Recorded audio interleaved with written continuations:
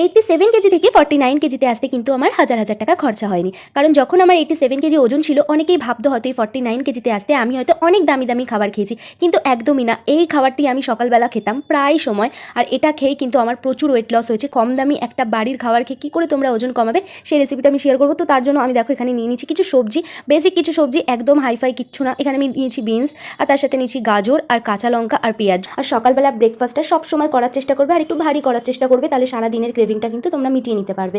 তারপরে এর মধ্যে আমি দেখো দিয়ে দিয়েছি পরিমাণ মতো বেসন, আর দিয়েছি একটুখানি হচ্ছে স্বাদ মতো নুন, আর কিছুটা দিয়ে দিয়েছি আমি চিকেন মশলা। তারপরে আমি 1 চামচ কর্নফ্লাওয়ার আর ফাটানো টক দই দিয়ে এটাকে ভালো করে মিশিয়ে নেবো। 1 চামচের থেকেও কম তেল আমি এই তাওয়াতে ব্রাশ করে নিয়েছি।